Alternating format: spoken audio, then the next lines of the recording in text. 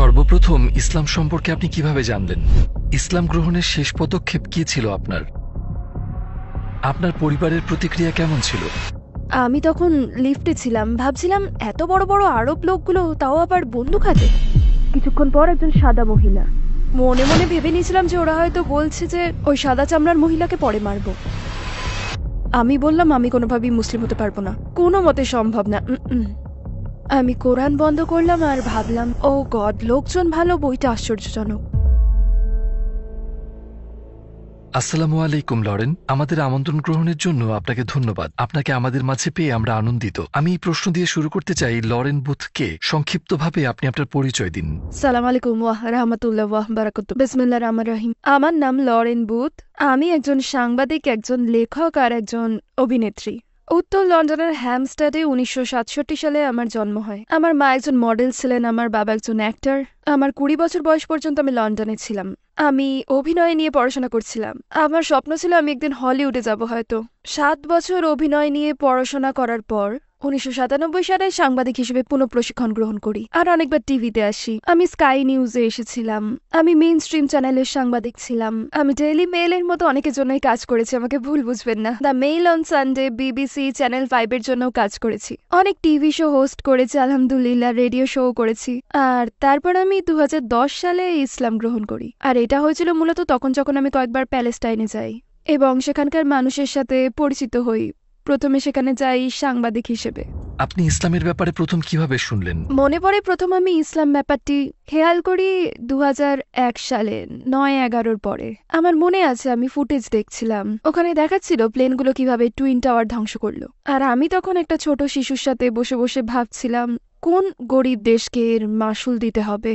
আর আমি মনে মনে একজন সমাজপন্থী ও বামপন্থী ছিলাম, আর আমি বুঝতাম যে পশ্চিমা বিশ্ব ক্ষমতার জন্য এটা কারোর সাথে জড়িয়ে গেছে। ভাবছিলাম কোনো গরিব দেশের এই ব্যাপারটাতে কোনো হাত নেই, কিন্তু তারপরেও তাকে পরিণাম ভোগ করতে হবে যাতে নিজেকে নিয়ে ভালো বোধ করে। এই যে আফগানিস্তান, ইসলাম যদি পশ্চিমা বিশ্বের হুমকি হয়ে থাকে, এটা তো 1400 বছর ধরে আছে আর কোটি কোটি মানুষ মেনে চলছে। তারা চাইলেই পশ্চিমা বিশ্বকে নিয়ে ভয়ঙ্কর কিছু করতে পারত।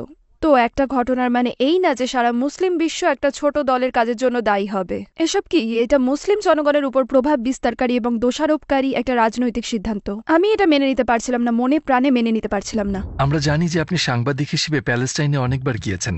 আপনি কেন প্রথমবার সেখানে যাওয়ার সিদ্ধান্ত নিলেন? আমার মনে হচ্ছিল একটা অদৃশ্য হাত আমার পিঠে হাত দিয়ে আমাকে প্যালেস্টাইনের দিকে নিয়ে যাচ্ছে। আমার কাছে এর কোনো ব্যাখ্যা ছিল না। আমি আরবি ভাষা বলতে পারি না, আর আমি কোনো ফিলিস্তিনিদেরও চিনি না, কিন্তু আমি সত্যি আমার পিঠে একটা হাত অনুভব করেছিলাম, আর সেটা বলেছিল ফিলিস্তিনে যাও, ফিলিস্তিনে যাও, ফিলিস্তিনে যাও।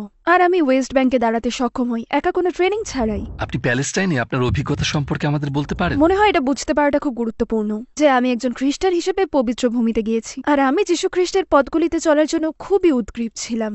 আমার মনে হচ্ছিল যে আমি কোনো তীর্থে আছি। যেখানেই যাচ্ছিলাম সেখানে মনে হচ্ছিল, ও গড, যীশু নিশ্চয়ই এখানেই ছিলেন। কি দারুণ! আমি কখনো আশাই করিনি যে আমি জেরুজালেমে যাব, যেখানে যীশু ক্রুশ টেনে নিয়ে হোলি সেপুলকারে গিয়েছিলেন।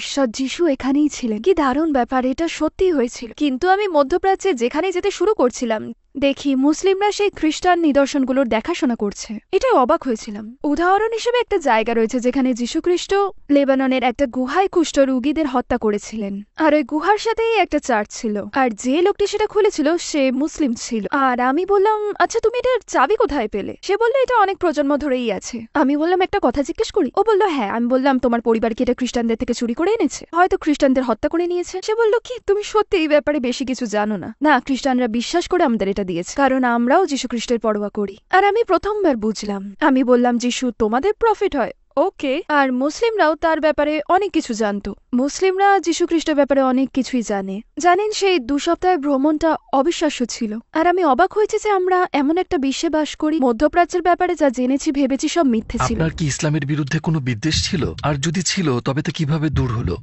মাহমুদ আব্বাসের সাথে দেখা করতে গিয়েছিলাম। তো আমি একজন পশ্চিমা লেখক যে দলগুলোর এরকম অভিব্যক্তি লিখে থাকে যে ও গড, বড় বড় আরব লোক বন্দুক সহ, আরো বড় আরব লোক, তার কাছেও বন্দুক। তারপর মনে আছে আমি একটা লিফটে ছিলাম, আর একটা গার্ড হঠাৎ বলে উঠল কিছু আরবীয় অনুকরণ আর কি।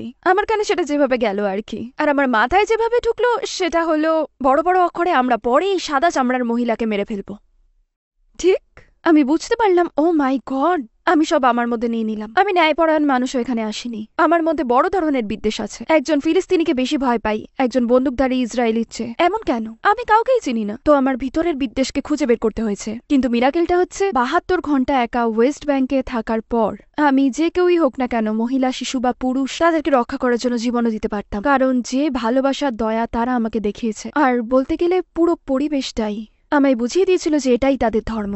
আপনার এমন কোনো স্মৃতি আছে যা আপনি কখনো ভুলতে পারবেন না? 2005 সালে এই ভ্রমণ শেষের পর আমার কাছে ব্যাগ ভর্তি টুকিটাকি জিনিস ছিল। আমার সাথে শপিং আসা লোকটিকে আমি বললাম, প্লিজ আমাকে একটা ইংরেজি কোরআন খুঁজে দিতে পারবেন? আর ও বলল ঠিক আছে। আমি ভেবেছিলাম এরকম কিছু লেখাই হয়নি। কেউ কেন মধ্যপ্রাচ্যের একটা ছোট ধর্মকে অনুবাদ করবে, কেন ইংরেজি ট্রান্সলেশনের ঝামেলা পোহাবে। আশা করিনি যে ও এটা খুঁজে পাবে। তারপরও কোরআন ইংরেজি বলতে বলতে হঠাৎ ফেরত আসলো। ও ইংলিশ কোরআন খুঁজে পেয়েছিল, আর আমি ভাবলাম বেশ ভালোই। আর তারপর দেখলাম ওটাতে 600 পৃষ্ঠা আছে। ভাবলাম কখনোই আমি এটা পড়বো না। তারপর আমার মনে আছে আমি জেরুজালেমের সেই যুবকটিকে আবার জিজ্ঞেস করলাম কত পাবে আমার কাছ থেকে, কারণ ও ওটা কিনে এনেছিল। তারপর ও শুরু করলো এমন করলো ওটা 100 বা আর হয়তো 50 হবে হয়তো। আর আমি ভাবলাম আমি এখানে ঠকে যাবো, আই এম ডান। এসব করার পরও বললো ভুলে যাও, তোমাকে কিছুই দিতে হবে না।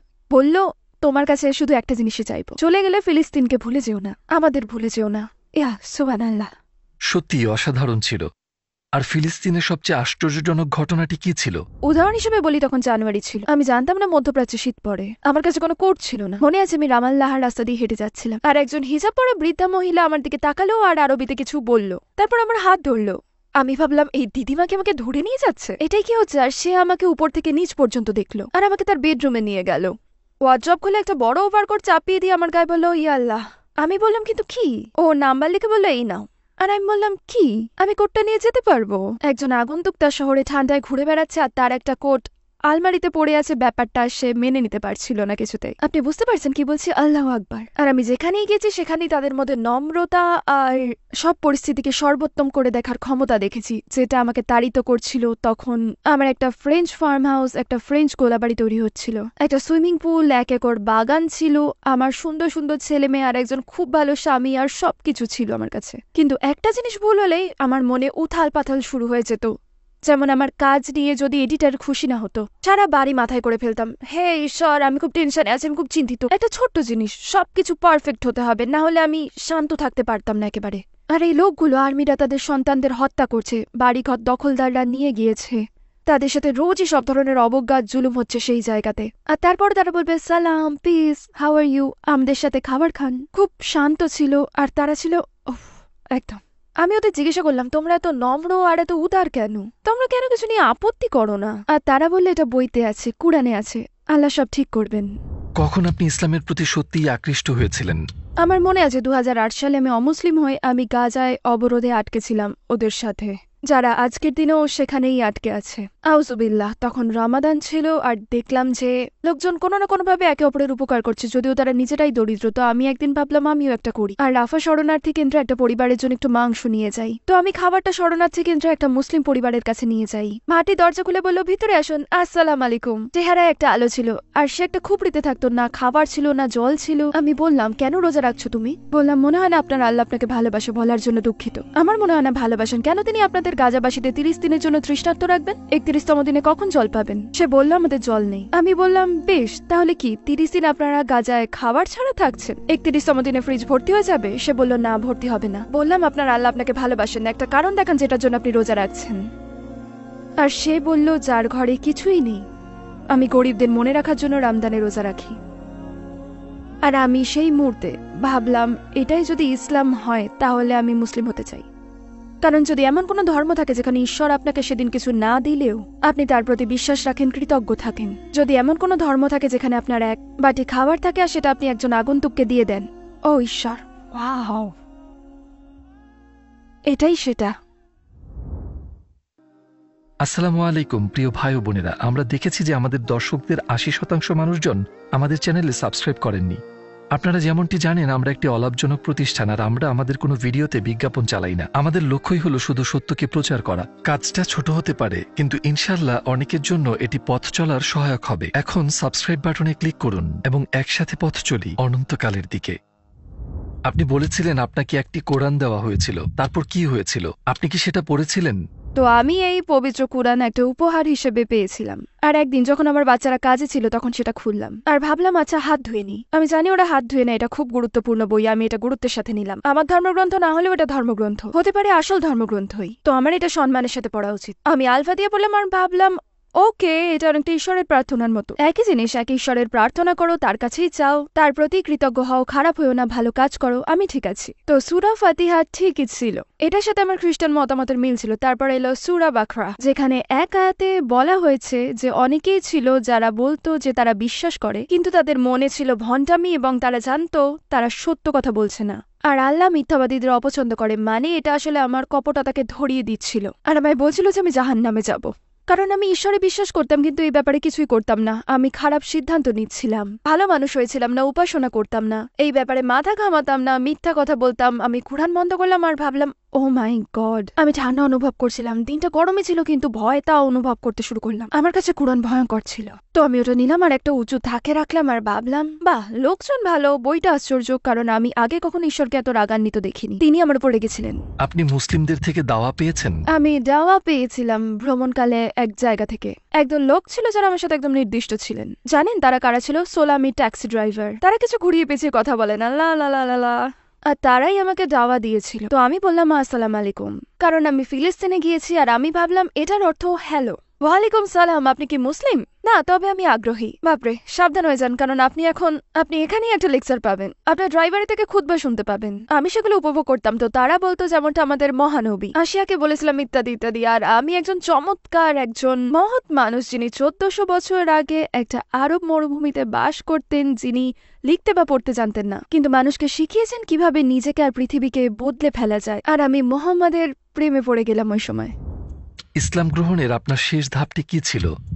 2007 সালে আমি ইসলাম চ্যানেলে একটা চাকরির প্রস্তাব পেলাম, কারণ আমি তখন ফিলিস্তিনিদের ন্যায়ের প্রচারণা করছিলাম আর ইরাকের মানুষের জন্য। আর ইসলাম চ্যানেলের মুহাম্মদ আলী আমাকে চাকরির প্রস্তাব দেন আর আমি বললাম আমার কিছু শর্ত আছে। 1 নম্বর, আমার সাথে ইসলামের বিষয়ে কথা বলবেন না, কারণ আমি মনে করি এটা ভালো আর আপনারাও খুব ভালো, কিন্তু আমার জন্য না। আর 2, আমি আপনার টিভি স্টেশনে হিজাব পরব না, কারণ আমি মনে করি এটা নারীদের নিয়ন্ত্রণ ও অপমান করে, আর আমি কপট হতে চাই না। উনি বললেন আল্লাহই সেই সিদ্ধান্ত নেবে যে আপনি মুসলিম হবেন কি হবেন না, সেটা আমার হাতে নেই। আর আমি বললাম না, আমি কোনোভাবেই মুসলিম হতে পারবো না, একেবারেই না। আর মুহাম্মদ আলী বললেন আপনি মুসলিম হতে পারেন। আমি বললাম আমি হব না। উনি বললেন বেশ, সেটা আল্লাহ জানে। বললাম ওকে, আর হিজাবের ব্যাপারটা? উনি বললেন ঠিক আছে, হিজাব পড়তে হবে না, তবে দয়া করে যতটুকু সম্ভব শালীন পোশাক পরবেন, আমরা সেটাই মেনে নেব। এর অর্থ আমি পৃথিবীর সব দেশেই ভ্রমণ শুরু করব, বিভিন্ন স্পিকার শেখদের ইন্টারভিউ নেব আর মুসলিমদের এবং ইসলাম নিয়ে কথা বলা লোকেদের নিকট প্রবেশাধিকার পাবো। আমি 2010 সালে ইরানে সাংবাদিক ও প্রতিবেদক হিসেবে গেলাম আল কুর্দ স্টেট র্যালির উপর প্রতিবেদন তৈরি করতে একটা। আর আমি সবসময় ফিলিস্তিনিকে ধরে রেখেছিলাম। তো আমি ইরানে ছিলাম আর আমরা কোমে পৌঁছালাম। আমরা দূরে কোথাও যাচ্ছিলাম আর তখন রামদান ছিল। আমি মসজিদে গেলাম। আমি যখন মসজিদটায় গেলাম তখন ভাবলাম আচ্ছা, আমার মনে হয় আমি সম্পূর্ণরূপে অজু করলাম, কিন্তু আমি নিশ্চিত, হ্যাঁ আমার মনে হয় আমি আমার ভ্রমণকালীন বান্ধবীর সাথে অজু করছিলাম। আমি যখন প্রবেশদ্বার অতিক্রম করলাম তখন আমি একটা দোয়া করলাম, বললাম আল্লাহ যা দিয়েছো তার জন্য ধন্যবাদ, আমি আপনার কাছে আর কিছু চাইবো না, এখন আপনি ফিলিস্তিনের উপর রহমত বর্ষণ করুন। আর তারপর আমি চারপাশে দেখতে লাগলাম চুপি চুপি রিপোর্ট করার জন্য। আমার কাছে একটা আইফোন ছিল আর আমি ভাবলাম বাহ, এটা একটা বিশেষ প্রতিবেদন হবে। আপনি একটা ইরানি প্রার্থনালয় রামদান মাসে, আপনার কাছে একটা গল্প আছে, পৃথিবীর সব প্রান্তে এটা বিক্রি করতে পারবেন। আমার মন তখন খুব ধার্মিক অবস্থায় ছিল না, এমন ছিল না ও আমি মুসলিম হতে চাই। আমি সত্যি বলতে ওখানে একটু নাক গলাতে আর লুকিয়ে কিছু ছবি তুলতে গিয়েছিলাম, কিন্তু যখন আমি প্রধান জায়গাটায় গিয়ে বসলাম আমার মনে হচ্ছিল আমি একটা শান্তিপূর্ণ ঝর্ণার নিচে বসে আছি, যেন আমার মনের সকল দুশ্চিন্তা চলে গিয়েছে। আমার মনে তখন শুধু শান্তি ছিল, নিজের নামটাও ভুলে গেলাম। আমি পুরোপুরি লরেন বুথ ছিলাম না তখন। সেই সৃষ্টি, আত্মসৃষ্টি, আত্মাভিমান, হেন তেন যাই ছিল না কেন সব চলে গেল। অনুভূতিটা সর্বশ্রেষ্ঠ ছিল আর আমি নড়তে চাইছিলাম না। তো আমি রাতে ওখানেই ঘুমালাম আর সকালবেলা অজু করে ফজরের সলাত আদায় করলাম। আমি জানতাম ওই মুহূর্তে আমি মুসলিম হয়ে গিয়েছিলাম। সেই মুহূর্তে আমি জানতাম আল্লাহ এক এবং মুহাম্মদ আল্লাহর রাসূল 100%। আর তারপর কি হলো? আপনার আশেপাশের লোকজনের প্রতিক্রিয়া কেমন ছিল? আমি লন্ডনে প্লেনে উঠতে চাইনি আমার শাহাদা না নিয়ে, কিন্তু আমি তখন কাউকে খুঁজে পাচ্ছিলাম না, কারণ আমার ফ্লাইটটা সকাল 6টায় ছিল। আমি লন্ডনের এক মসজিদে গেলাম। তারপর জানেন সুবহানাল্লাহ, যখন আমি শাহাদাও পড়লাম, আশাহাদা ধূপ, মনে হচ্ছিল মুখ থেকে হয়তো সিমেন্টের দলা পড়ছে, মনে হচ্ছিল জিভ থেকে সোনার বার খসে পড়ছে। আশাহাদা আল্লাহ ইলাহা ইল্লাল্লাহ ধূপ, মনে হচ্ছিল ভূমিকম্প হচ্ছে। আশহাদু আন্না মুহাম্মাদান আবদুহু ওয়া রাসূলুহু ধূপ, আর আমি মাটিতে পড়ে গেলাম। ওয়াও, বেশ বিস্ময়কর ঘটনা ছিল। আর তখন আমার মনে হচ্ছিল হঠাৎ আমি একটা বড় তুলার বলে ভাসছি। মনে হচ্ছিল তুলোর ভিতরে আছি, খুব তুলতুলে। আর সবকিছু কেমন জানি দূরে চলে গেল। পরদিন যখন আমি আমার বাচ্চাদের নিয়ে স্কুলে যাই, তারা সামনে দিয়ে দৌড়ে গেল আর আমি বাড়ি থেকে বের হলাম। আমি ভাবলাম তুমি হিজাব পরোনি। আবার ভাবলাম আমি তো এখন ইরানে নেই, তুমি হিজাব পরোনি, তুমি হিজাব পরোনি, তুমি নগ্ন হয়ে আছো। আর আমি দরজা থেকে বেরোতে পারছিলাম না। আমি ভেতরে গেলাম একটা স্কার্ফ খুঁজতে, যেটা একজন আমাকে দিয়েছিল। বেশ আজব ভাবে কোনো মতে তখন আর কি মাথায় চাপালাম। সেই স্কার্ফ পরে মেয়েদেরকে নিয়ে তারপর স্কুলে গেলাম। আর ওরা বলল, মা তুমি হিজাব পরে আছো কেন? বললাম ঠান্ডা তাই। ওরা বললে এখন গরম। আমি বললাম যাই হোক, যাও খেলো, জঙ্গলে হাঁটো কি এখন। আর যখন স্কুলে নিয়ে গেলাম, একজন বাবা যিনি জুইশ ক্রনিকলসে কাজ করতেন আমার দিকে এমন ভাবে তাকালেন যেন এটা তো বেশ বড় খবর। আর আমি ভাবলাম ইস, এখন তো বড় বিপদে পড়লাম। আর উনিও বলল ইয়েস, যেন তার ক্রিসমাস একসাথে এসে পড়েছিল তখনই। আমি পরোয়া করি না, আমি বাড়িতে গেলাম। আর আগামী 7 দিনে সবকিছু বদলে গেল। আমি সলাত আদায় করতে চাইতাম, আল্লাহর কাছে কাঁদতে চাইতাম, মাটিতে মাথা ঠোকাতে চাইতাম, যেমনটা মুসলিমদের করতে দেখেছি। আর দুটো জিনিস বারবার বললাম ধন্যবাদ আর দুঃখিত। আমি বললাম ধন্যবাদ এই জীবন দেওয়ার জন্য, যত ভালোবাসা পেয়েছি তা দেওয়ার জন্য, আর যা যা চিনতে পারিনি তার জন্য। মানে আমার সুন্দর মেয়েরা, আমি ভালোবাসা চিনেছি, সুযোগ পেয়েছি, ভালো পরিবার পেয়েছি, আর আপনাকে চিনেছি, ধন্যবাদ। আর তারপর বললাম দুঃখিত, আমি অনেক দুঃখিত। আর আমি 1 সপ্তাহ ধরে কাঁদলাম। তারপর আমাকে সেই কুরআন নিতে হয়েছিল, আর সেটা খুব ভয়ের ছিল। তো আমি তখন শুক্রবারে শাহাদাহ নিলাম। আর তারপর আমার বাচ্চারা তাদের বাবার সাথে আমরা আলাদা হয়ে গিয়েছিলাম। তো সেই শুক্রবার রাতে আমি ভাবলাম ঠিক আছে, বাচ্চারা এখন, আমি শাহাদাহ নিলাম, বাড়িতে গেলাম আর বসে ভাবলাম বেশ শুক্রবার রাতে একজন ছেলে বন্ধুকে কল করা যাক। আমি এটা করতে পারবো না, আপনি জানেন। একটা সিগারেট ধরাই, কিন্তু সত্যি খেতে চাই না। আমি জানি যে আমি সালাত আদায় করবো আর আল্লাহর নাম নেব। তারপর আমি ফ্রিজ দেখলাম আর ওখানে একটা ওয়াইনের বোতল ছিল। আমি ভাবলাম আচ্ছা, এখন আমার জীবন খুব একঘেয়ে হয়ে যাবে, বলতে গেলে কিছুই করার নেই। তো আমি কুরআনটা নিলাম আর ভাবলাম আল্লাহ, ইয়া আল্লাহ, শেষটা যেন ভালো হয়, এমনটা যেন না হয় আমি এখন জাহান্নামে যাব। আমাকে ভুল বুঝতে দেবেন না, আমি আপনাকে ভরসা করি। আর কুরআন যেন বলল এতদিন কোথায় ছিলে, আল্লাহ তোমায় ভালোবাসেন, সঠিক সিদ্ধান্ত নিয়েছো, আর সব ঠিক হয়ে যাবে। খুবই চমৎকার। আপনার পরিবারের প্রতিক্রিয়া কেমন ছিল? আমি ভেবেছিলাম পরিবার জানলে একটা বিশাল ব্যাপার বানিয়ে ফেলবে। আমি মুসলিম হয়েছে শুনে মা খুব ব্যঙ্গ করলেন, বলল তুমি পাগলদের সাথে যোগ দিয়েছো, তুমি পাগলদের দলে ঢুকেছো, তুমি কি এখন জঙ্গি হবে? তারা আমাকে নিয়ে অনেক ভয় ছিল, কিন্তু আমি খুব ভালো হয়েছিলাম ইনশাআল্লাহ। আমি তার জন্য খুব খেটেছিলাম আর খুব ভালোবেসেছিলাম তার শেষ জীবনে, আর সব ঠিক করেছিলাম। আর আমার বাবা শুধু ভয়ই পেয়েছেন, কেন একজন স্বাধীন মহিলা হয়ে তুমি এমন পোশাক পরে আছো? কেন তুমি একটা পুরুষকে এটা পরাতে দেবে? কারণ ঈশ্বর চান না তুমি এটা পরো, পুরুষেরা তোমাকে এটা পড়তে বলেছে। আমি বললাম বেশ, আল্লাহর জন্যই পড়েছি, ঠিক আছে। আর উনি বললেন তুমি তো ঈশ্বরের কাছে যে কোনোভাবেই যেতে পারো, এভাবে যাওয়ার প্রয়োজন নেই। তো উনি আমার বিয়ে নিয়ে খুব চিন্তিত ছিলেন। তুমি কি স্বাধীনতা ভুলে যেতে চলেছো? তুমি কি ভৃত্য হয়ে যাবে? বললেন আমার প্রতিটা মেয়ে খুব স্বাধীন চেতা নারী। আমি বললাম তুমি বুঝতে পারছো না, কিন্তু সুবহানাল্লাহ, আমি আমার বাবার সাথে তার মৃত্যুসজ্জায় আলোচনা করেছিলাম। সুবহানাল্লাহ, আর আমি তাকে আল ফাতিহা পড়িয়েছিলাম। তার হাত ধরতে পেরেছি, তার চোখের দিকে গভীরভাবে তাকাতে পেরেছি, আর তার সাথে ঈশ্বরের জন্য ভালোবাসা শেয়ার করতে পেরেছি আমি। উনি বলেছিলেন ঈশ্বর এক, আর হযরত মুহাম্মদ তার শেষ রাসূল, আর যিশু একজন রাসূল। তো আল্লাহ ভালো জানেন, উনি কথাগুলো আরবিতে বলেননি, আর আমিও জোর করিনি, কিন্তু আমাকে সবসময় বলেছেন ঈশ্বর এক আর যিশু একজন রাসূল। আমি বললাম হযরত মুহাম্মদ একজন দারুণ মানুষ ছিলেন, তিনিও রাসূল ছিলেন। উনি বলেন আচ্ছা, আমি স্বীকার করছি। উনি মারা যাওয়ার পর আমি একটা খুব সুন্দর স্বপ্ন দেখেছিলাম, 3 জন ইমাম তাকে স্নান করাচ্ছেন আর উনি নূরে পরিপূর্ণ হয়ে আছেন ইনশাআল্লাহ। তখন আপনি ইংরেজি নিউজ চ্যানেলে কাজ করতেন, সেখানে কি হয়েছিল? তো প্রথম সকালে স্কাই নিউজে হিজাব পরে গেলাম, সেটা বেশ হাস্যকর ছিল, কারণ তারা খুব স্মার্ট কাস্টমার হওয়ার ট্রেনিং নিয়েছিল। যারাই স্টুডিও দিয়ে হেঁটে যেত ওরা তাকিয়ে, আপনি বুঝতে পারছেন, বলতো ও ঈশ্বর, ওকে দেখেছো? আর সামনে আসলে হয়তো বলতো কেমন আছো লরেন। মানে আমি জিনিসটা আমার পেছনে হতে দেখেছিলাম। 2 দিন পর একটা কল পাই, লরেন আমরা কিছু জিনিস অদল বদল করছি, আমাদের আর তোমায় দরকার নেই, কেটে দিল। ওরা আর আমাকে নেয়নি, আর কখনো ডাকেও নি। এখন কি স্কাই নিউজে হিজাবিরা আছে? হ্যাঁ মাশাল্লাহ। এখন কি নিউজে হিজাবি নারী আছে? হ্যাঁ। আপনি কি কখনো কোনো ধর্মান্তরিত হিজাবিকে নিউজে দেখেছেন? একজনের নাম বলুন। এই মেইন স্ট্রিম দুনিয়ার এখন একটা বড় সমস্যা, কারণ আপনি যদি ইসলামকে ধর্ম হিসেবে বেছে নেন, আল্লাহকে আপনার প্রভু হিসেবে, তখন মিডিয়া স্ট্যান্ডার্ডস এর কারণে হয় আপনার নার্ভাস ব্রেকডাউন হবে, নাহলে নার্ভাস ব্রেকডাউনই হবে। আমার মনে হয় না এখানে ওরম কিছু আছে। তারা কিভাবে আপনাকে চিন্তাশীল, বুদ্ধিমান, বিশ্বস্ত মানুষ হিসেবে উপস্থাপন করবে যে জীবনের মাঝপথে এসে বলে মর্নিং এভরিবডি, আমার নাম লরেন বুথ। যাই হোক, আমি স্বীকার করছি যে আল্লাহ ছাড়া কোনো ইলা নেই আর মুহাম্মদ শেষ রাসূল। এখন ওয়েদার রিপোর্ট বুঝতেই পারছেন। আপনি সেটা করতে পারবেন না। তারা বাদামি চামড়ার হিজাবি মানুষকে আনতে পারবে, কারণ এটা তাদের অদ্ভুত ছোট্ট জিনিস। কিন্তু আপনি যদি মেইন স্ট্রিমের কেউ হন, তাহলে কিভাবে ব্যাপারটা স্বাভাবিক হিসেবে দেখা হবে যদি না আমরা ইসলাম ও আল্লাহর বিষয় আর মুসলিমদের সাথে কি করি আর তাদের প্রতি আমরা কেমন আচরণ করি। আমি এই কথোপকথনের মুখোমুখি হয়েছি আর মেনে নিয়েছি, আলহামদুলিল্লাহ মেনে নিয়েছি। আপনার চেনা জানা এমন কেউ কি ছিল যে ইসলামের সাথে পরিচিত হয়েছে এবং তার জীবন বদলে গিয়েছে? কয়েক বছর আগে আমি প্লেনে করে কাতার থেকে ফিরছিলাম, আর আমার সামনের লোকটা ভেস্ট পরা একজন ব্রিটিশ লোক ছিল। তার থেকে মদের গন্ধ আসছিল, একজন স্কিন হেড ছিল। আমি ভাবলাম, আল্লাহ, আমি তার পাশে 4 ঘন্টা বসে থাকতে চাই না। তো আমার টিকিট হলো 21G আর তার হলো 21F। তো আমরা যাই আর আমার তাকে অতিক্রম করে যেতে হবে। সে এমন ভাবে আমার দিকে তাকালো যেন আমি আবর্জনা। সে আমাকে দেখলো আর যখন খাবার এলো সে বলল, আমি একটা ভডকা নেবো, একটা বিয়ার আর অন্য কিছু। আর আমি বললাম তো আমি জল খেতে খেতে ভাবলাম, ও আল্লাহ আমাকে ক্ষমা করুন, আমার সবচেয়ে খারাপ ফ্লাইটটাতে আছি। আর সে বলল, আপনি কি একটু জল নেবেন? যেন আমি ইংলিশ বলতে পারি না। তো আমি বললাম, বেশ, ধন্যবাদ। আমি ভাবলাম ওকে আমাকে কিছু ভালো কাজ করতে হবে, আপনি কিছু পনির নেবেন? আমি এটা বললাম। সে বলল, অনেক ধন্যবাদ। আর সে বলল, আপনি কোথা থেকে এসছেন? বললাম, লন্ডন থেকে এসছি। আপনি? সে বলল, কি, আপনি এমন পোশাক পরে লন্ডন থেকে? আর সে তাকিয়ে থেকে খুব একটা অদ্ভুত কাজ করলো, ওখানে বসে বলতে শুরু করলো, আমি দুঃখিত, আমি দুঃখিত। আমি তার দিকে তাকিয়ে বললাম, ঠিক আছেন? সে বলল, হ্যাঁ, আমি আপনাকে নিয়ে অনেক বাজে চিন্তা করছিলাম, আমি দুঃখিত।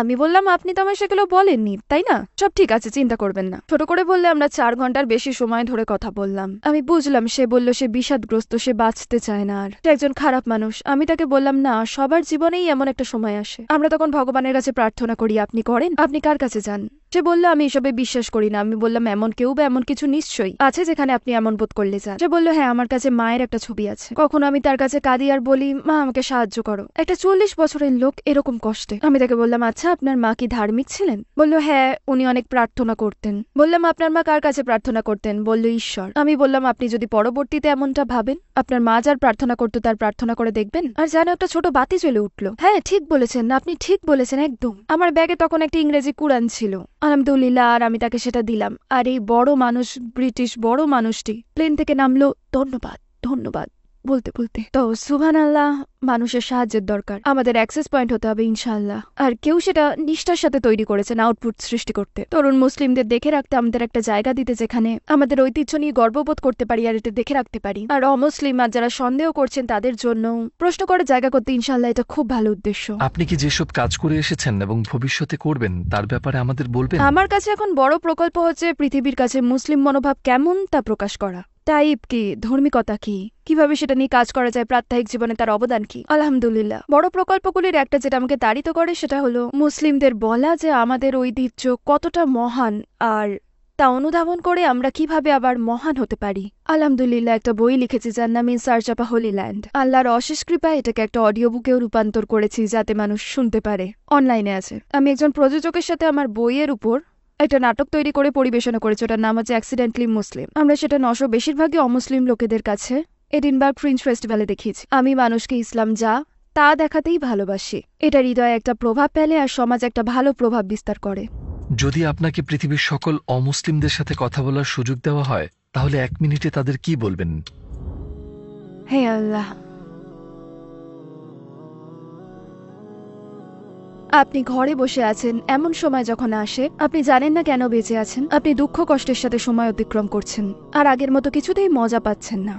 আপনি অনেক কষ্টে আছেন আর হয়তো কখনো আপনি জানেন না আপনি কেন বেঁচে আছেন, আর আপনি কারো কাছে সাহায্য চাইতে চান, কিন্তু আপনি জানেন না কিভাবে, আর সবকিছু অদ্ভুত আর মেকি মনে হয়।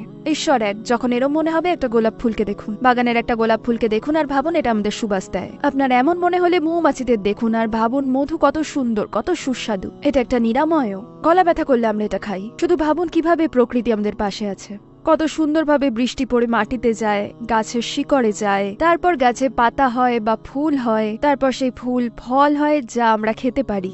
আর এটাতে উপকার রয়েছে, আর আমরা পরম করুণাময় ও দয়ালু স্রষ্টার উপস্থিতি টের পাই। ধন্যবাদ বোন লরেন আমাদের সাথে থাকার জন্য। তাহলে আমাদের অন্য প্রকল্পেও দেখা হবে ইনশাআল্লাহ। আসসালামু আলাইকুম ওয়া রাহমাতুল্লাহি ওয়া বারাকাতুহু।